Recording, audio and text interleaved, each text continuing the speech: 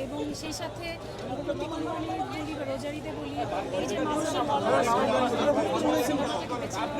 এটা আমাদের জন্য খুবই পজিটিভ দিক এবং আমরা যারা বিনোদনের মাধ্যমে কাজ করি আমরা আশা করছি যে সামনে আরও ভালো সিনেমা এই জন্য কাজ করি।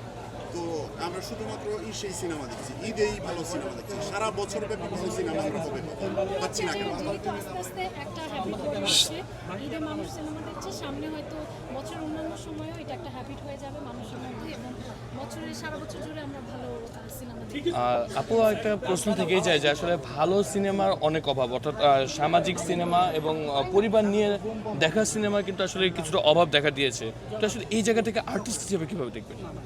আমার মনে হয় যে একটা ইন্ডাস্ট্রিতে সব ধরনের সিনেমাই হওয়া উচিত, সেটা কমার্শিয়াল হতে পারে, পারিবারিক, আর্ট এবং যার যেটা পছন্দ সেই অডিয়েন্স সেই অনুযায়ী সিনেমা দেখবে।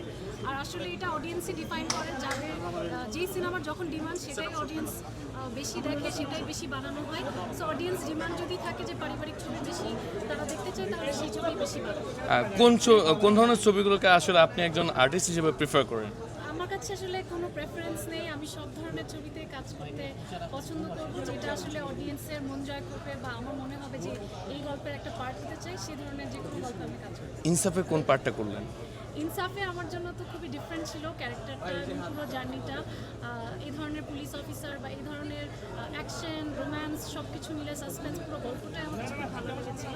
তো সেই কারণেই এই গল্পের পার্ট হয় এবং আমি সো হ্যাপি। এখন পর্যন্ত যেসব জায়গায় গিয়েছি, অডিয়েন্স রিয়াকশন দিচ্ছি, সব খুবই পজিটিভ। সো আলহামদুলিল্লাহ। কি মনে হচ্ছে রেভিনিউ কেমন আসবে?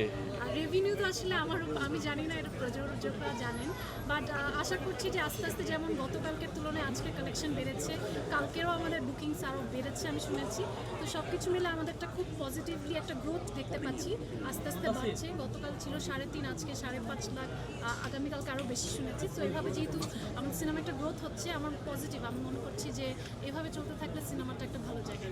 আপনার তো প্রথম সিনেমা, এটা হিট হবে কি? হ্যাঁ, কমার্শিয়াল ভাবে এটা প্রথম সিনেমা, তো এটা হিট হবে কিনা বা হাউসফুল বা ওভার ডিমান্ড? যেমন আমাদের 3টা শো বোধহয় হাউসফুল যাচ্ছে, এই যে একটু পর বসুন্ধরা শোতেও যাব, তারপর সীমান্ত সম্ভারের একটা শো হাউসফুল যাচ্ছে। তো অবশ্যই আমি আশা করছি যে এখানে আমাদের আসলে গল্পের জোরে এটা হচ্ছে এবং আশা করছি যারা যারা দেখছে ওয়ার্ড অফ মাউথের কারণে এই ছবিটা সবার মধ্যে ছড়িয়ে যাবে এবং সবাই ইনসাফ দেখতে পাবে। সাকিব খানের ছবি চলতেছে তাণ্ডব, হ্যাঁ আপনি একটু করবেন সব ছবির জন্য শুভকামনা।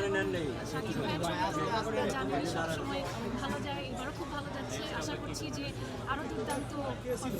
সাকিব খানের তিনজন ভাগি আপনার নিশ্চয় থেকে সিএমপি তিনজন একসাথে ক্যারেক্টার করছে, এই জিনিসটা কেউ জানতো না। It's a very positive thing. আমি মনে করছি যে এরকম কোলাবোরেটিভ কাজ আমাদের ইন্ডাস্ট্রিতে আরো ভালো। ওকে, থ্যাংক ইউ।